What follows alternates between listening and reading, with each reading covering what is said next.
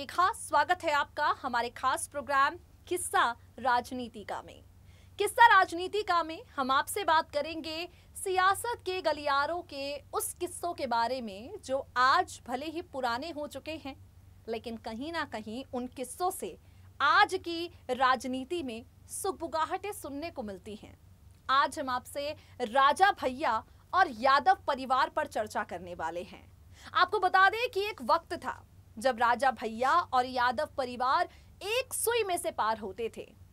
मायावती ने मुख्यमंत्री रहते जब राजा भैया पर कई तरह की धाराएं लगाकर इन्हें जेल की सलाखों के पीछे भिजवा दिया था, तब यादव परिवार के मुखिया सपा संरक्षक मुलायम सिंह यादव ही थे जिन्होंने दोबारा मुख्यमंत्री बनते ही राजा भैया को जेल की सलाखों के पीछे से न सिर्फ बाहर निकलवाया बल्कि अपनी सरकार में उन्हें मंत्री भी बनाया।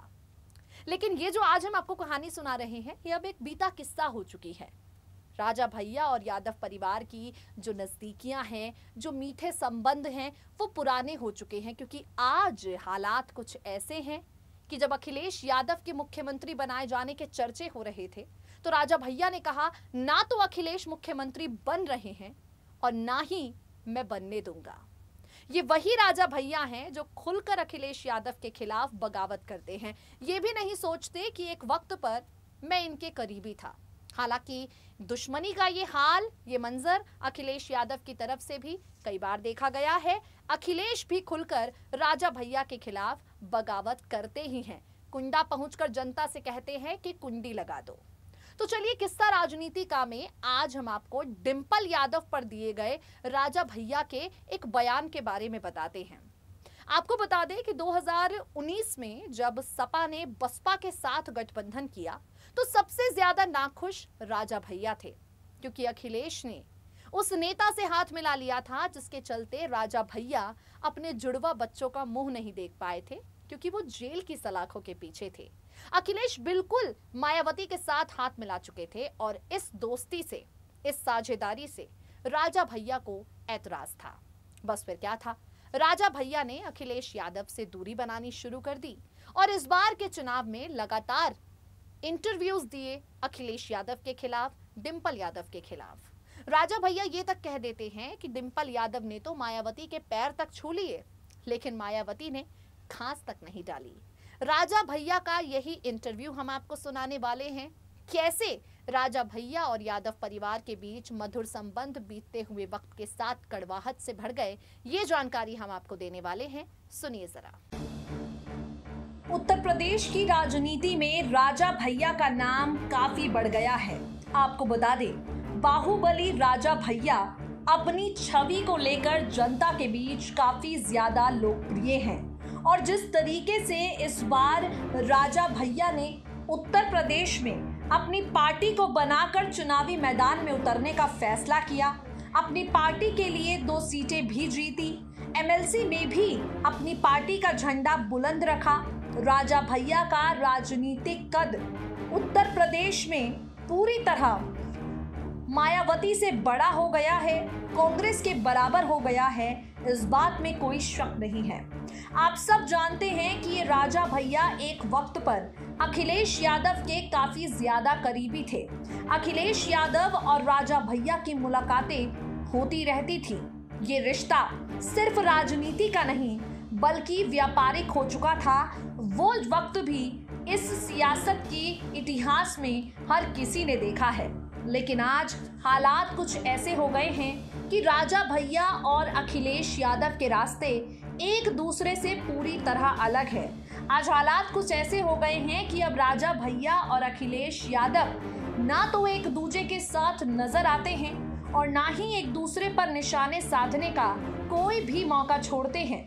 आपको बता दें, एक वक्त ऐसा था जब राजा भैया मुलायम सिंह यादव के काफी ज्यादा करीबी थे, इतने ज्यादा करीबी कि राजा भैया जब जेल में थे उन्हें जेल से बाहर लाने में सबसे ज्यादा हाथ मुलायम सिंह यादव का था।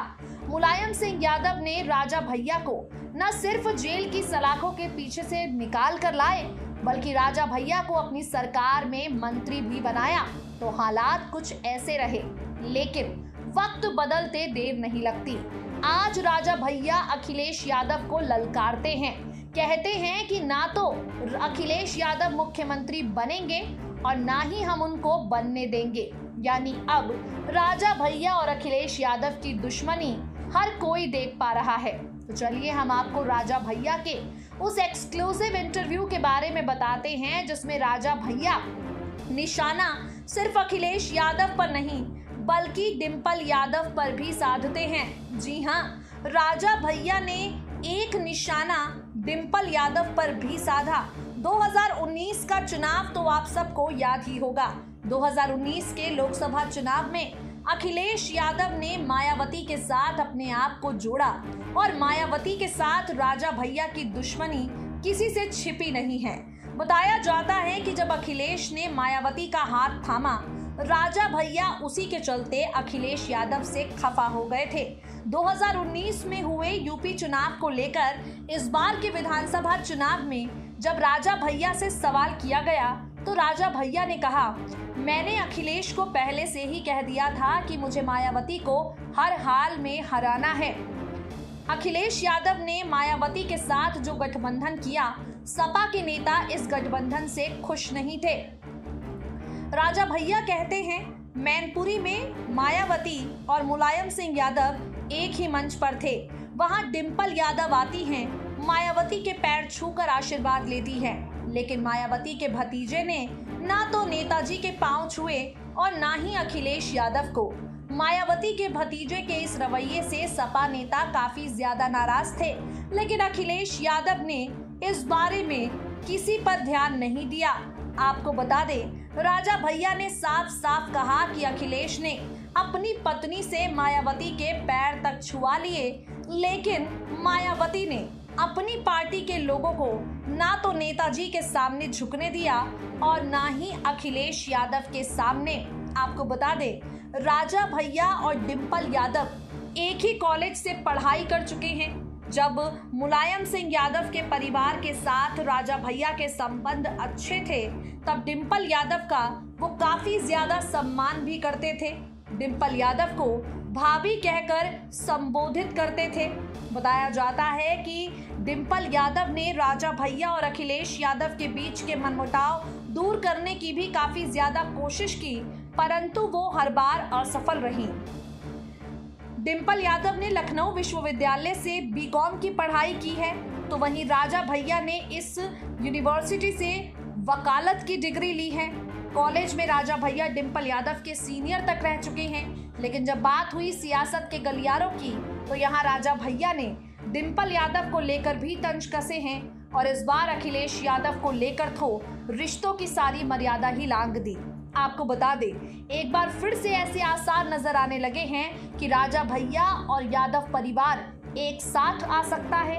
हालांकि इस बारे में ना तो राजा भैया की तरफ से कोई आधिकारिक बयान आया है और ना ही अखिलेश यादव की तरफ से, लेकिन मुलायम सिंह यादव की इच्छा आज भी यही कहती है। तो देखा आपने किस तरह से राजा भैया को लेकर माहौल कुछ इस तरह का बना। राजा भैया ने मुलायम यादव के परिवार के खिलाफ कई तरह की बयानबाजी की और ऐसी ही परिस्थितियां यादव परिवार की तरफ से भी बनी। किस्सा राजनीतिका में आज के लिए इतना ही। सियासत के गलियारे अपने भीतर ऐसे ही अनेकों किस्से समेटे हुए हैं जो हम आप तक पहुंचाते रहेंगे, मगर तब तक के लिए इस चैनल को लाइक करें, सब्सक्राइब करें।